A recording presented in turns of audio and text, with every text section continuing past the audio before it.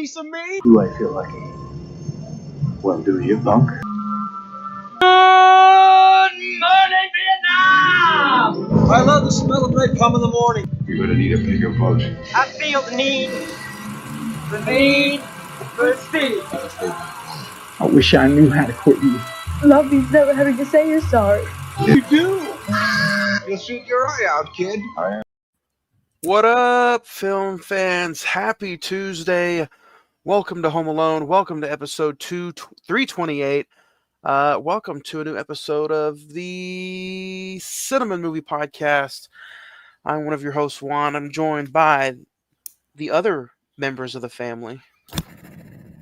What's up, folks? This is Ed, coming from the Cine-Men Movie Podcast. Jake, I'm just going to say what's up. How's everyone doing out there? Coming from Hollywood? Sure. Oh. The little backdoor part of Hollywood. Backdoor. Man, what a month it's been. What a year it's been. It's crazy to believe that we're just literally, this is one of the last episodes of the year. And then we're on to 2025. Hope everybody out there is having a fun December. Hopefully you're staying away from drones. Or drones are staying away from you. We don't talk much politics on this podcast. It's like Bruno.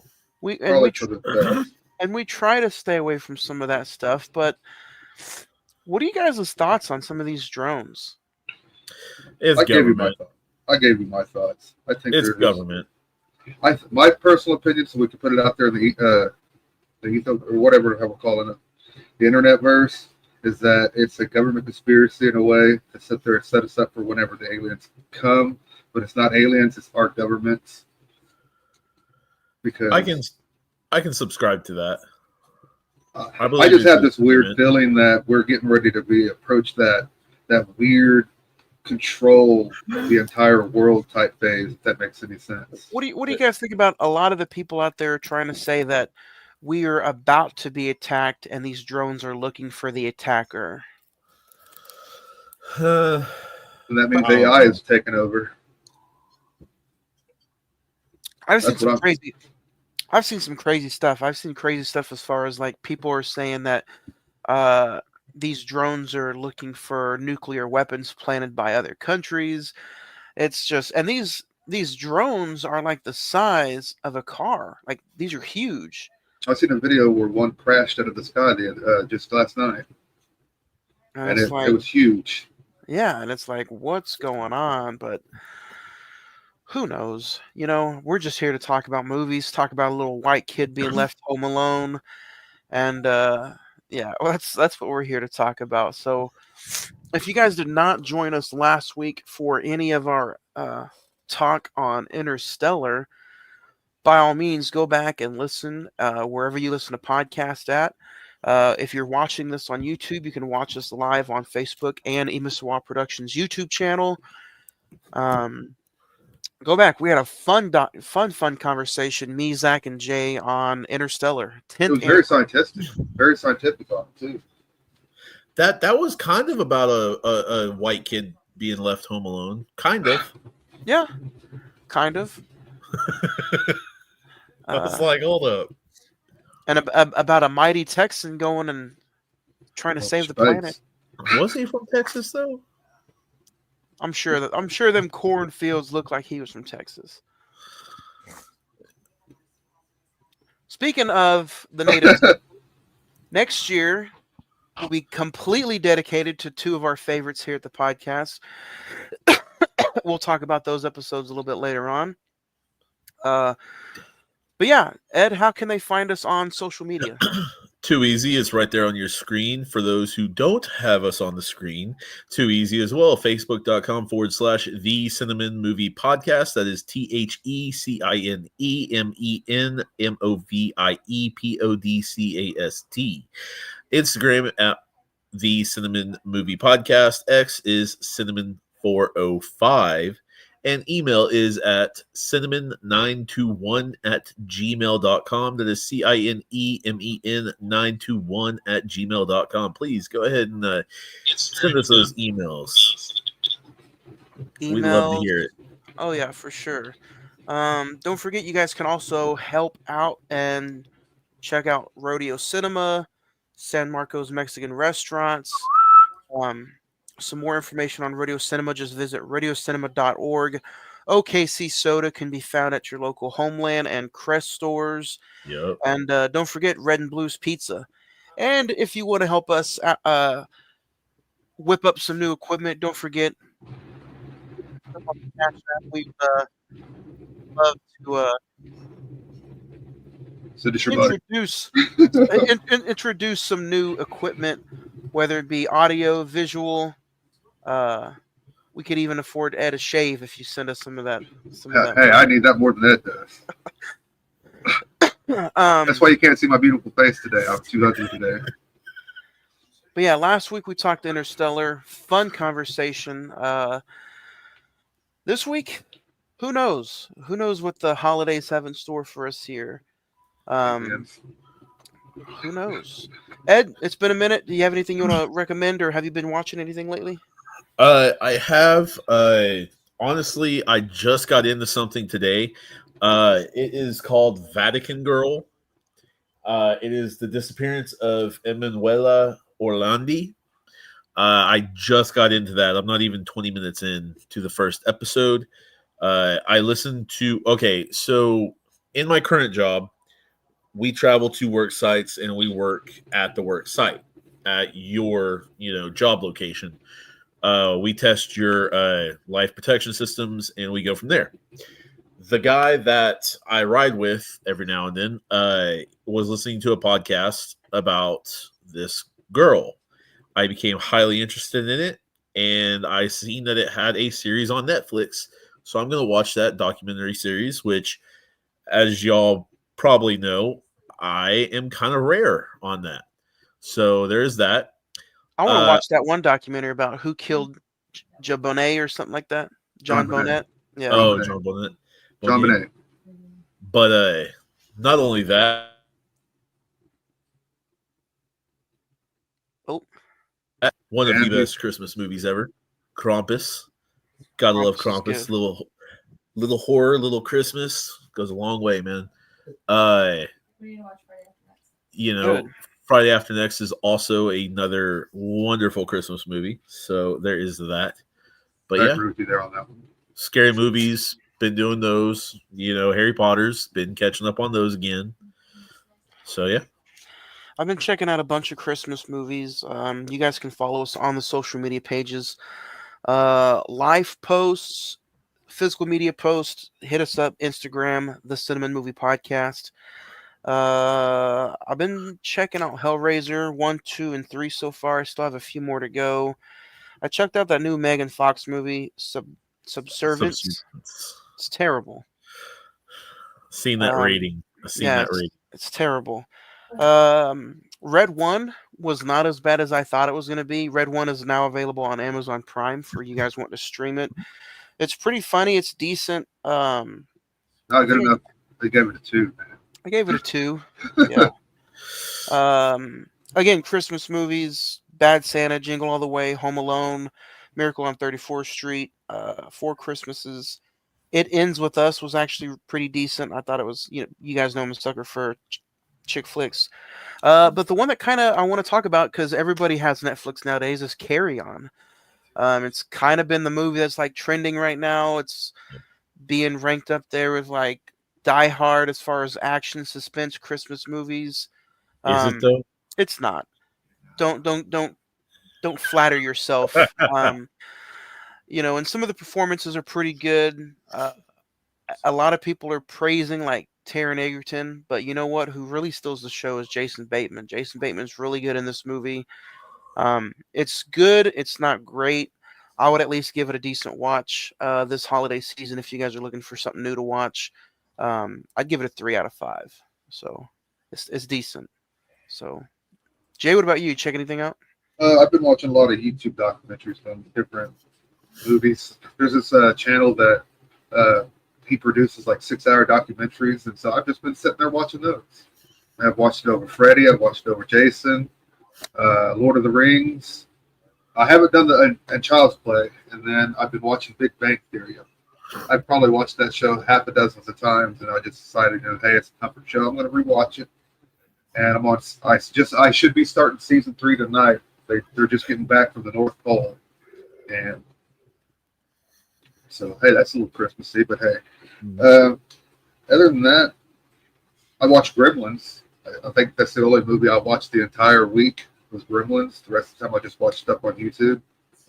So, but I do plan on getting into the Chucky series here pretty soon. The TV show?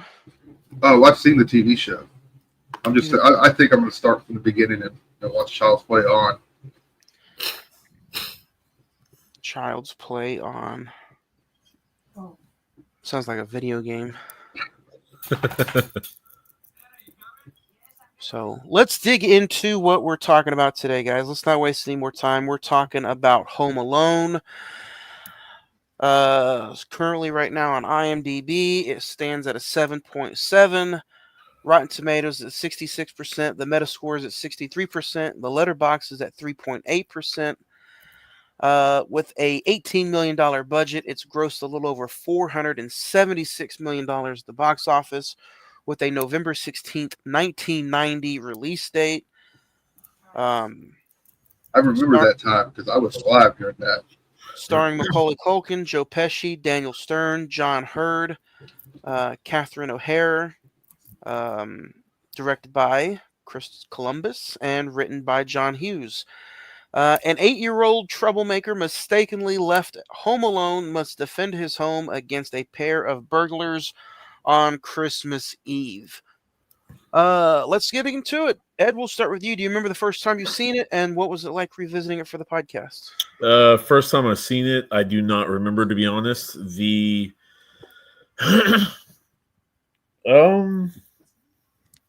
Yeah, no, I don't remember the first time I seen it, to be honest. I was a teenager, I can tell you that. Yeah. Damn. Yeah. Revisiting for the podcast, didn't change too much. I mean, it's always kind of stuck in the same position for me, for that matter.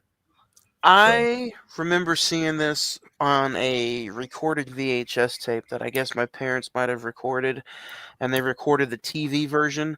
So instead of the movie being like an hour and 38 minutes, it was like an hour and 15 minutes.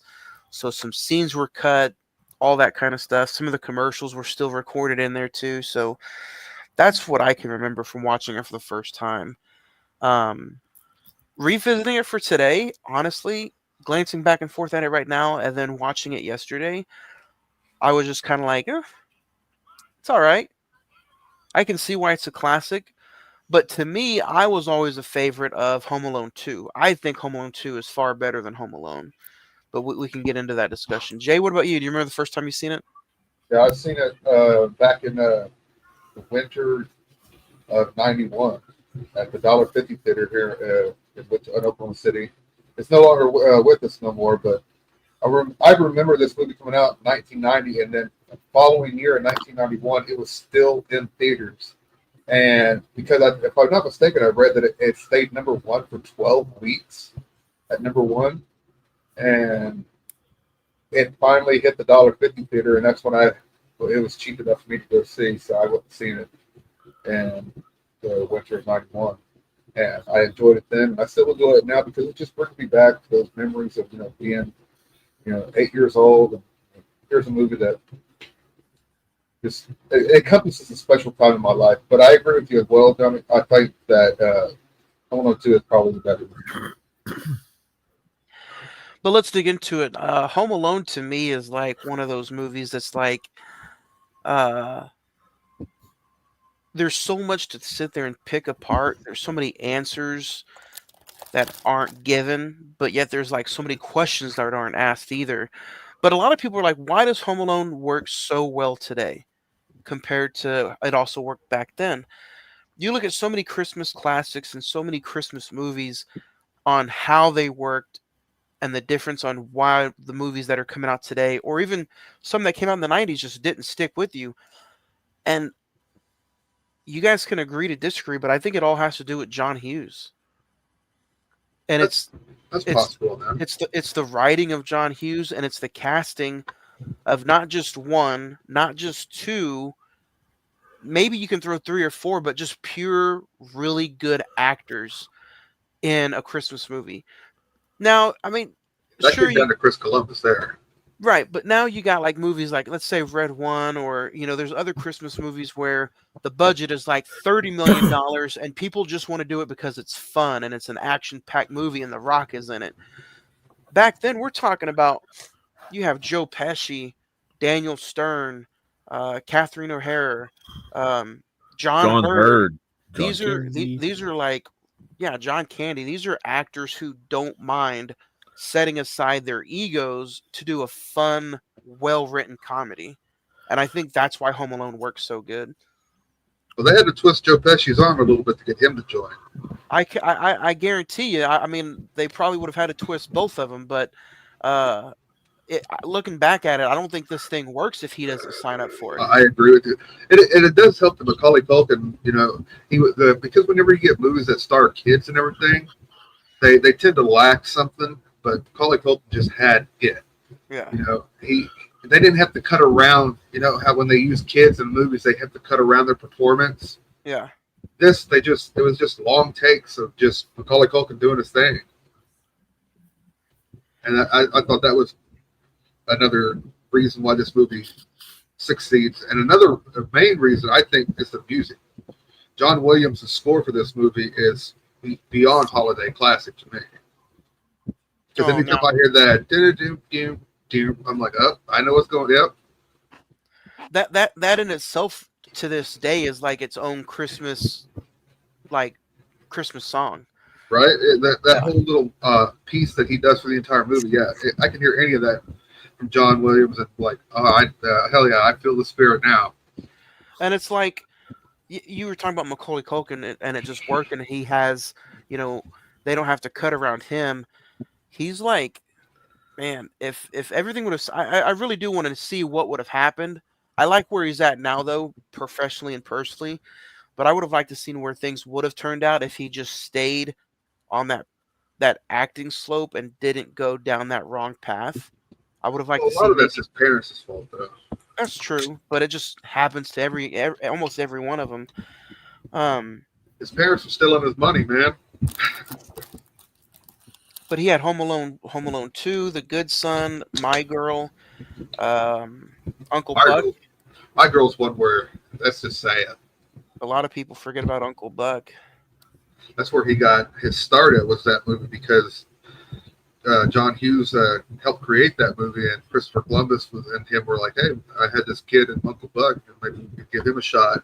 That's how Macaulay Culkin basically got the role of Kevin. So, but I mean, the concept, though, him getting left home alone, falling asleep, getting in trouble, not getting the wake-up call, and he comes downstairs, and, at first off, it's like a party. You guys ever feel like that being left home alone? Hell yeah, I did. I was like, I can watch what I want.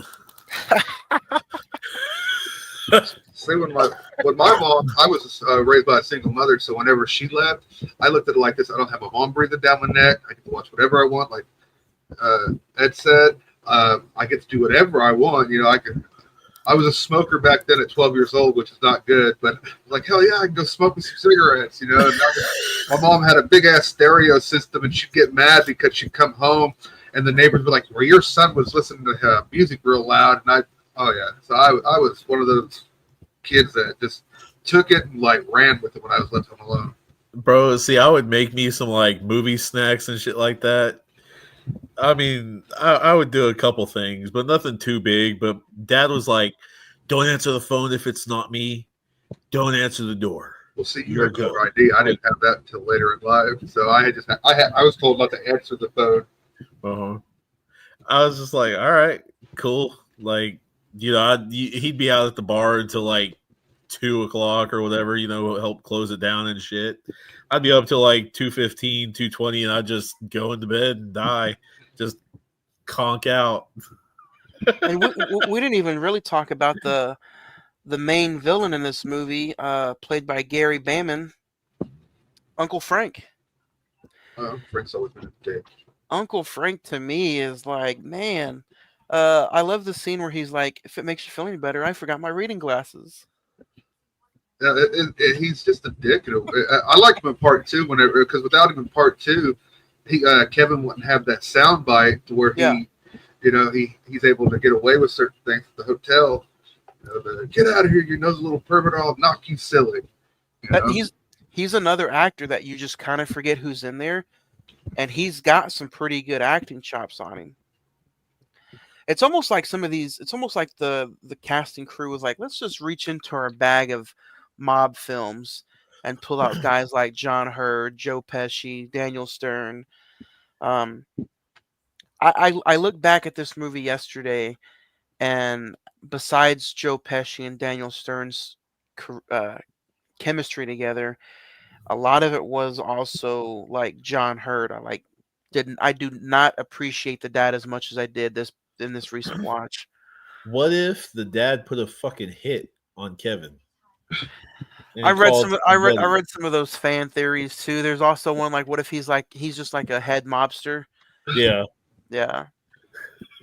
Well, speaking of Daniel Stern, his biggest claim to fame by this point was the narrator for the Wonder Years playing adult Kevin on the show. That's why I remember him from the most. The Wonder Years. What about City Slickers? I never seen that. What? And that was after this. Yeah, that was like 93, 94. 91. Oh, was it? Yeah, just 91. after. I'm thinking of two then. Rookie of the Year was 93. Oh yeah, he was Rookie of the Year. That's funny. Christmas Story 2, Little Monsters, Blue Thunder, Yeah, he Chud, played the dad in Little Monsters. Bushwhacked. I could just imagine them literally twisting Joe Pesci's arm, but I bet he got paid pretty good for this. Yeah, At least probably 1990 money. I guarantee he was probably the highest paid person on the cast. I mean, rightfully so with all the movies he just got done wrapping up and probably being nominated for some Oscars around that time. Because wasn't after this Goodfellas? I think Goodfellas was same year. No, same year, 1990. So yeah, he was very very high up in the mob total poll. He had already done Raging Bull before this. He was about to do My Cousin Vinny. I feel like this opened the doors for him to do My Cousin Vinny. A Bronx Tale. A Bronx Tale, yeah, that's a good one. Because My Cousin Vinny is very funny, and he's very funny in it. Yeah. But, yeah. What do you guys think about the other kids in the movie? I know they don't spend too much time on them, rightfully so. Whether they're not that good as far as acting goes, they spend more time on Buzz, which is the older brother who is the bully kind of. He's got the tarantula, which the tarantula plays a big factor in the movie. I didn't realize they brought in his actual older brother or younger brother. Oh, the little one who wets the Kieran. bed. Yeah. Yeah. There's one of the girls. I'm not mistaken if she's a sister. I think she plays his sister in the movie, but she later on went on and done this movie called Big Girl Don't Cry, They Get Even. It's about a girl. Later they called it Step Kids. It was a weird one. If you had the Ninja Turtles 2 VHS tape, it was a trailer that played right before the movie started, and she was in that movie. So that's where I know her from. But Buzz was just a complete dick. Him and Uncle Frank were just dicks. Huh. Angela Goethals? Or, well, maybe Hillary Wolf. The guy who... Hillary Wolf. Wolf? Yeah. Wolf? Because that was just after this. That was in 91. Big Girls Don't Cry, They Get Even. That was just after this. Does this movie make you guys want some cheese pizza? Pizza for sure, not cheese, but pizza for sure. Agreed. And a Sunday too, or a banana split like he's eating in the movie, watching that dirty movie. Which was funny. I always thought that was a real movie, but it's a movie made for Home Alone. Angels Oh, and no Dirty shit. Souls. Yeah. I always thought it was a real movie growing up. But what do you guys think Home Alone could be any gripes about the movie to where you're just like, you know what? 34 years later I could do it without that, or this is why I feel like Home Alone 2 is better, or I really disliked this time around the mom in this movie. The mom's always been funny. Catherine O'Hara, she can never do wrong. She's a good actress, but I just always thought in this movie, I was like, really, that poor French lady's on the phone, and you're just gonna come snatch the phone away from her and hang up on her Well, how her, would you her react if phone you left your call. kid home alone and you're in France and he's in Chicago? How would you react? I still have to put myself in check. She looks like she's entitled. The way she's talking to the police officers on the phone, I'm like, calm down, lady. Like, geez, a little sense of entitlement there. Like, you're the one who left your kid home alone, not the police officers. Well, I just Not found it funny that she wanted the police to go check on him, not take him and put him in, protective custody or anything like that, or hold on to him. Just check on him. yeah. But I don't have any real gripes about the movie. I just like the setting of two better because there was a little bit more. He goes to the toy store in part two. He visits Central Park, and in this one he just goes to the store. He robs them of a toothbrush, and then he buys groceries, and they fall, and then that there's not much more to the. I always thought that there was more stuff being done to the burglars than there was, but really in reality, that's only the last 20 minutes of the movie. The rest of it's him just being home alone. Yeah. What did you guys? So I found this little fun fact because they posted every Christmas when Home Alone's airing and stuff about how what he bought at the store that day was $19.83, and in 2022 it moved up to $44.40, and then this year it's a whopping $72.28. So in 2 years, it jumped another what, 40 bucks? No. And it consisted of a half a gallon of milk, a half a gallon of orange juice, a TV dinner, bread, frozen macaroni and cheese, laundry detergent, cling wrap, toilet paper, and a pack of Army Men and dryer sheets. Bro, cut all that. From 1990 to 2022, that's 32 years. It jumped double plus dollar or so. Not even 2 years later, it almost doubled again. Not even 2 fucking years later, dude. That's funny. That is insane. Let's talk about some of the traps. So some of the traps in the movie are real clever, and I kind of wanted to know, like, man, what do you guys think? It makes the last 15, 20 minutes just fly by because you're like just oohing and on over everything he's doing with these guys. But man, the facial expressions, everything that Joe Pesci and Daniel Stern do just completely sell all the little tricks. Bro, they sent that little mug to like a freaking school for that crap. Okay, ain't no regular. He's what, 11 in this shit? He's 10. 10? Ain't no average ass 10-year-old. He might be 11. I don't know. Ain't no average ass 10-year-old whipping up all of that shit. Well, his family's pretty wealthy, And it certainly ain't gonna be whipping up all that shit.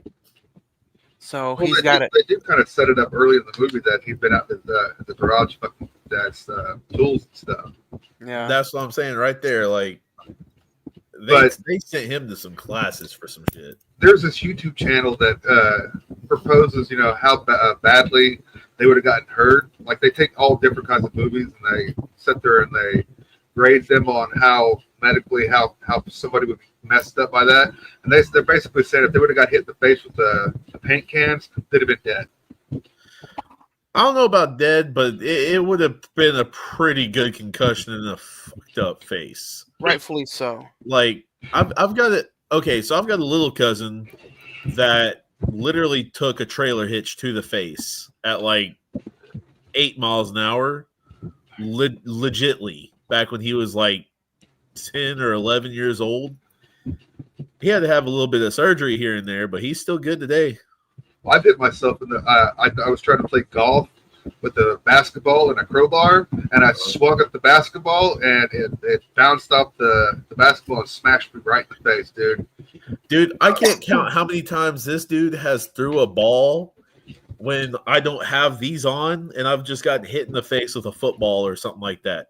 Like, there was so many times we were just playing, and I wasn't that great of a catcher anyways. So that being half blind, not good. You know what Trap always like kind of made me cringe was where he puts the glass bulbs out and Marv steps on them. I'm just like, ooh. Well, that's after he just stepped on that nail with the tar. That nail, yeah. And my favorite trap though is part 2 whenever he gets the bricks thrown at him. That was brutal. Oh, dude, those they would have died. I've had a nail in the foot. That shit don't feel good. That shit does not feel good at all. Just a few months ago, actually, I was at a friend's house wearing my flip-flops, and I went around the side of the house to use the bathroom, and it was dark out, and I didn't see this stack of wood, and I stepped on it. It had 3 nails go on my foot at the same time. I was like, oh, shit. And I went over there limping. I had about 1.5 inches or so of a nail go into my heel once when I was about 16. I was limping for a few weeks. And they say an inch doesn't matter. Oh, it does? It's all the motion of the ocean there, man. So another scene that's kind of like, I feel like underrated in this whole thing is when they're going through and messing with the house, and they think the McAllisters are still home, but they hear the voice message of Peter asking them to like check on the house that they're in Paris. But it's just fun because like Marv is just going over there and just breaking stuff and rearranging, and Joe Pesci's like, "Can you keep it down?" It's like those two are just like, anytime those two are on screen together, to me that's like the highlight of the movie. Yeah, They're the wet bandits.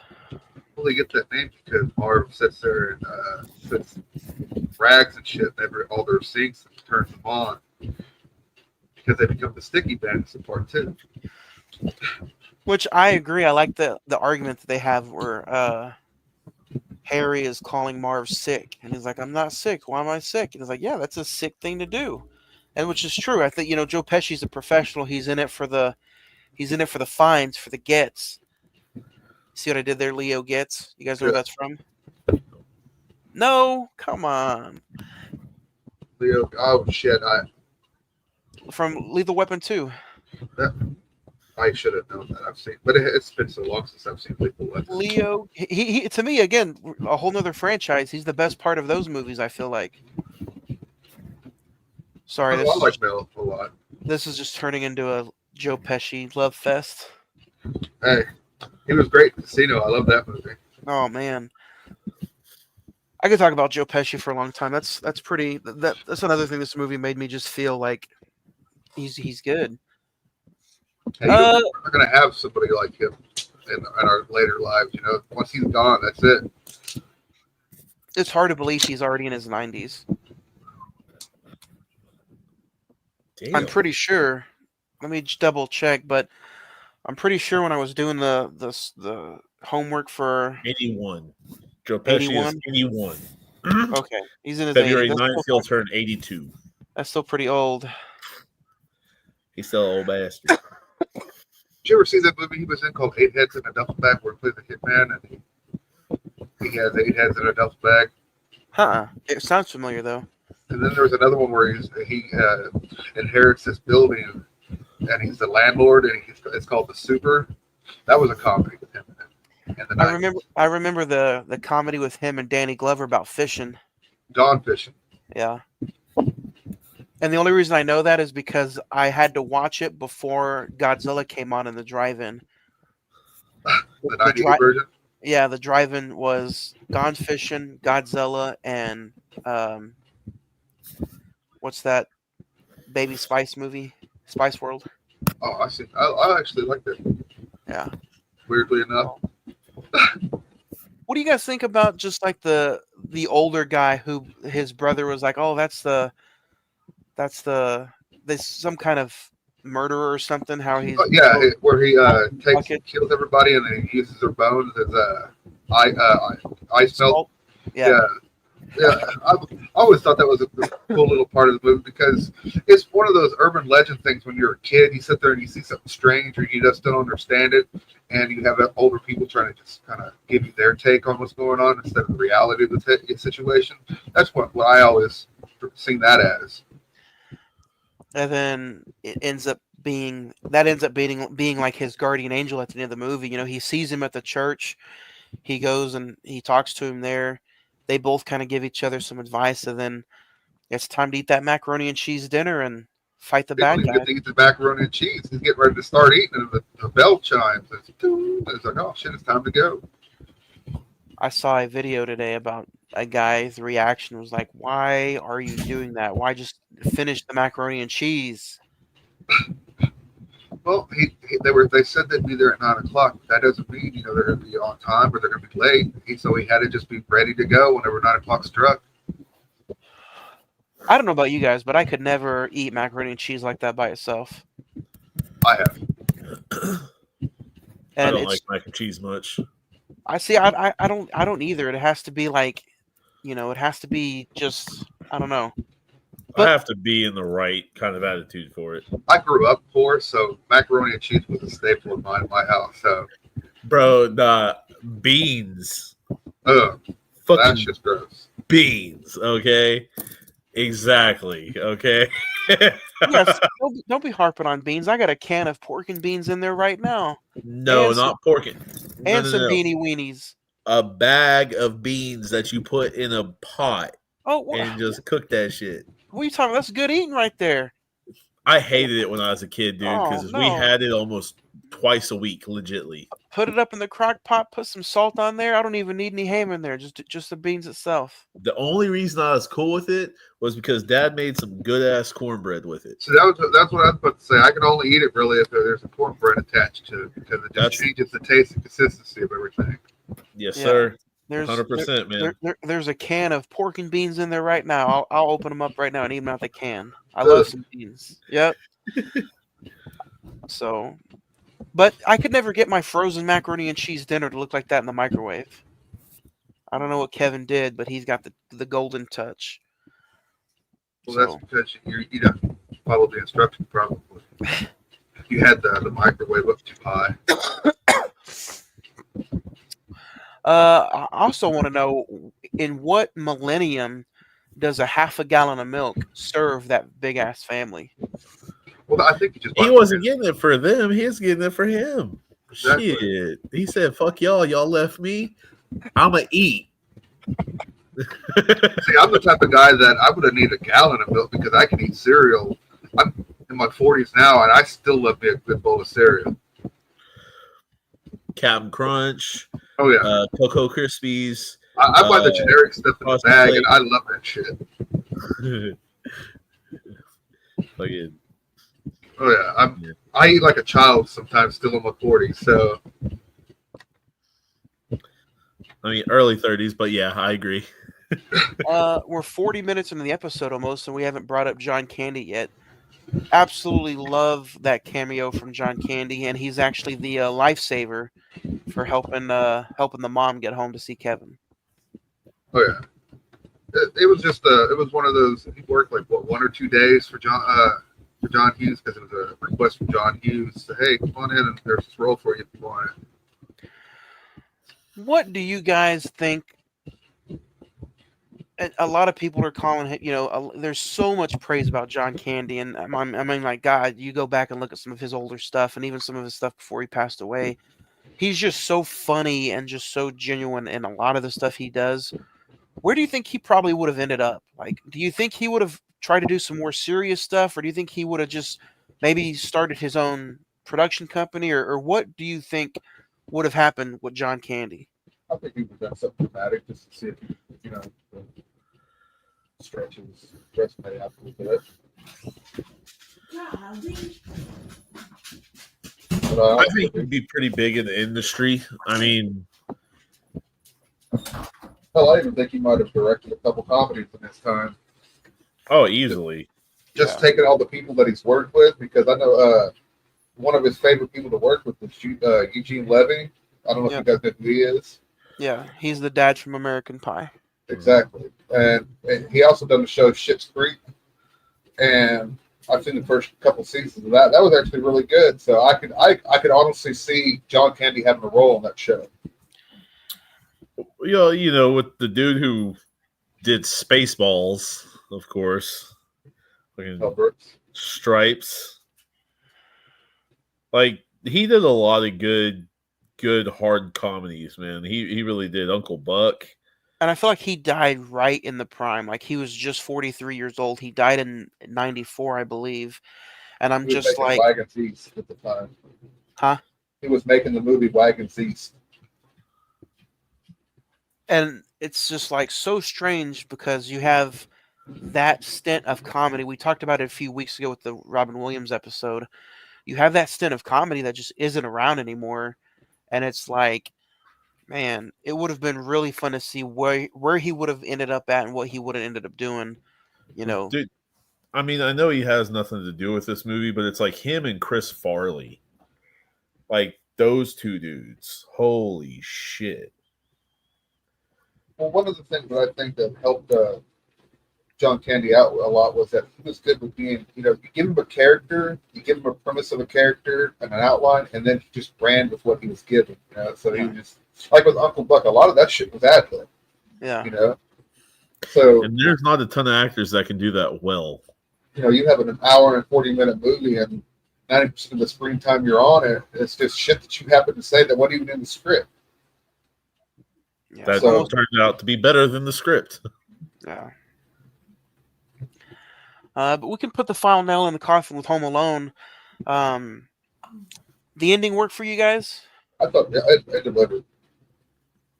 Like you said, it's a classic. I mean, it wraps up nicely. Yeah. I think. Yeah, me too. It's one of those movies to where it's like, if you haven't seen it, you need to see it at least once. It doesn't have to be your favorite movie. It doesn't need to be your favorite kid movie. It doesn't need to be your favorite Christmas movie, but it's definitely worth at least a couple hours, sit down, watch it properly, go from there. And I mean, whatever you think about Macaulay Culkin or anybody in this movie with whatever they did in the past, whatever they're doing now, let that shit go and just enjoy a movie. I mean, I honestly want to sit there and watch Home Alone 2 just because it's not a full holiday season unless I see like Home Alone 1 and 2, the Santa Claus, Tim Allen. You know, it doesn't equal Christmas for me until I see some of those. See, man, yeah, Santa Claus, Krampus. Hell, even the night before Christmas, I don't mind watching. Johnny Juan might not like this from me, but 8 Crazy Nights. Oh, the Adam Sandler movie? Always love that shit. Always one of my favorites.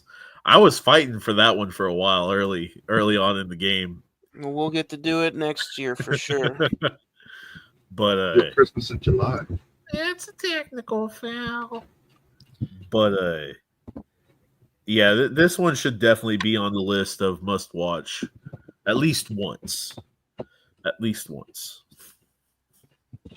I know that Macaulay Culkin got paid pretty decently for this movie, and for the second one, he got even more. So he got like a couple $1 million for the second movie. And he just finished up his Home Alone tour, so you were able to join a special screening to watch Home Alone with Macaulay Culkin, and he was able to do a Q&A after the movie, and it wrapped up in November of this year. So he's actually doing really, really well for himself. So 34 years later, holy shit. Yep. So, but let's get to a favorite scene. Jay, you want to go first? You got a favorite scene? Yeah, I got a couple of them.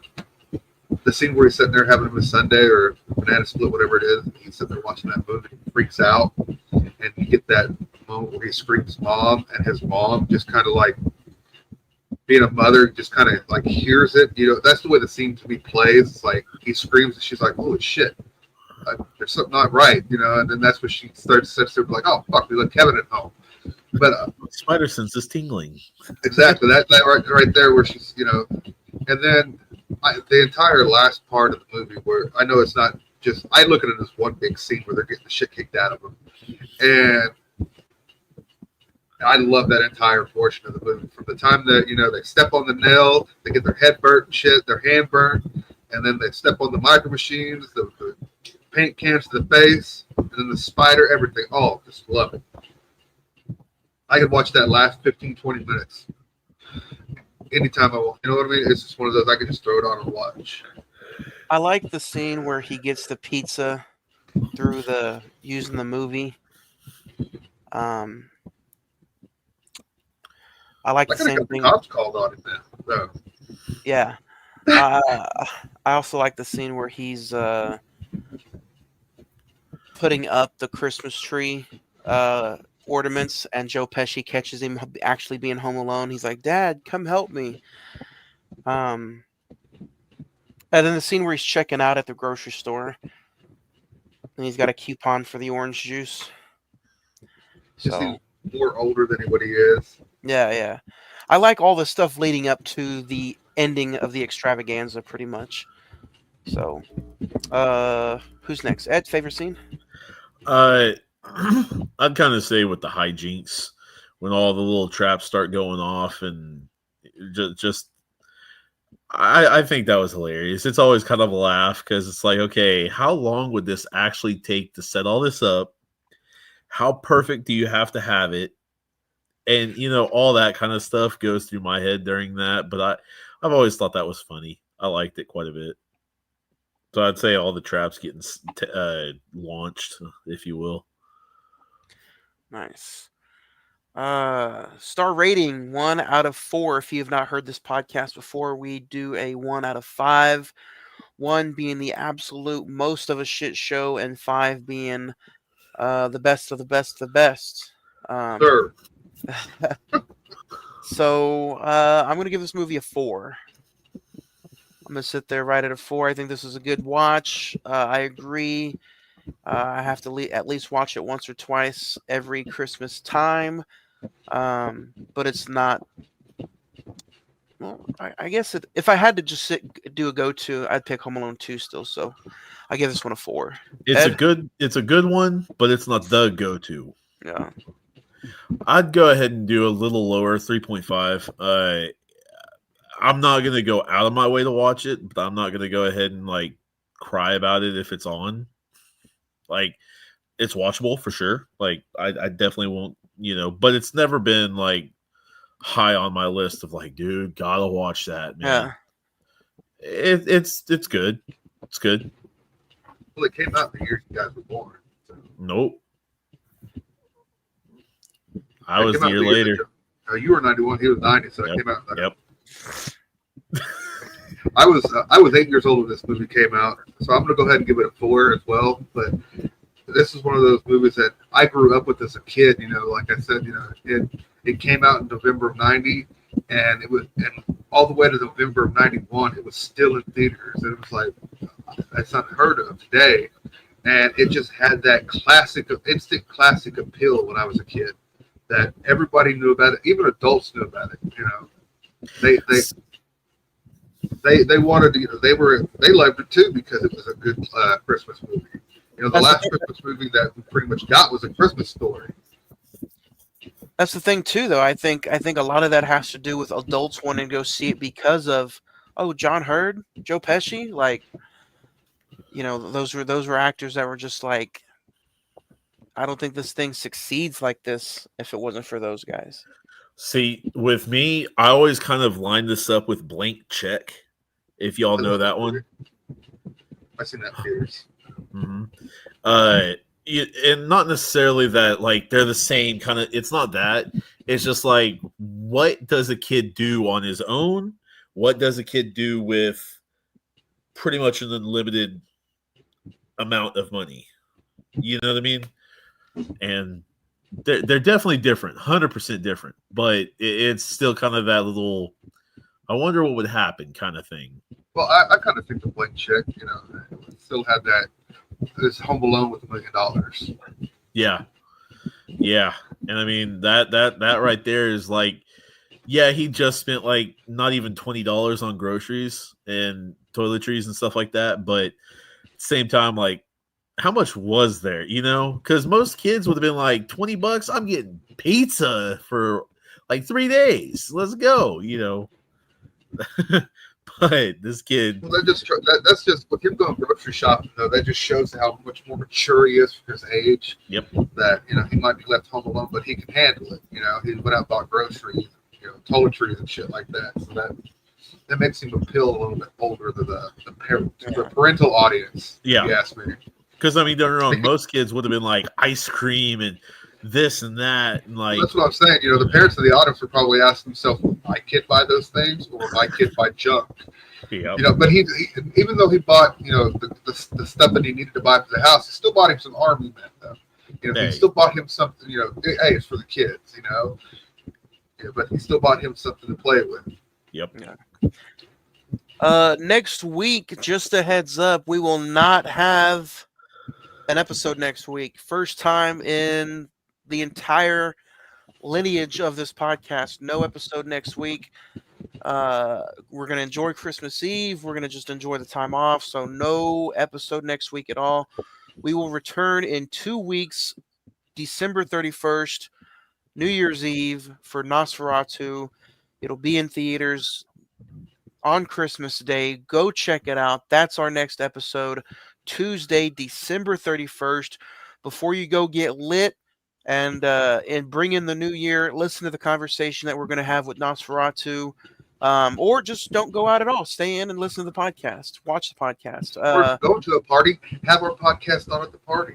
This Thursday, 2 days from today, December the 19th, we will discuss Smile 2 on Friday the 14th podcast. Go check it out. It's streaming now on Paramount Plus, I believe. Smile 2 is what we're talking about this Thursday night, 8 o'clock, Facebook Live, and this YouTube channel right here, Enos Waugh Productions YouTube channel. So, guys, other than that, January is right around the corner. We're going to have a huge January. We kick off the year with Alien Romulus, and then we continue with The Lincoln Lawyer, which our entire 2025 year is dedicated to Matthew McConaughey and is dedicated to Adam Sandler. So we'll be talking about Billy Madison on the week 3 of January. And then the final week of January, we'll be talking about The Wild Robot. So 4 movies. The entire January is mapped out. It's going to be fun mapping out the rest of the year. I can't wait to see what we dig into. February 1st, the first episode of February. That is February the 7th. No, wait, what is that? Hold on. February the 4th. We will be talking about, we're going to hurry up, get it over with. We're talking about our top 5 plus 5 movies of 2024. So, should be fun. Our year-end review, we're going to be handing out some awards. Our favorite movie of the year, our worst movie of the year. So, yeah, go check it out. That is February the 4th. Yeah. Should be fun. There was some real guys, shit movies this year, so that's going to be a fun one to talk about. It should be, yeah. So go check it out. Anything you guys want to add before we take a little vacation and take a week off? Enjoy your holidays, everyone out there at Podcast Land. Yeah. Try to make it to the next year, okay? Because people do stupid shit around New Year's. yeah, man. Happy holidays. You're wanted here. You're loved by someone. You're thought of by someone. Talk to people if you have anything going on. Be smart. Don't do something too stupid. Keep it classy. Keep it classy. Live long and prosper. Watch movies. Nosferatu 2 weeks. New Year's Eve, 7 p.m. Have a Merry Christmas, guys. Be safe.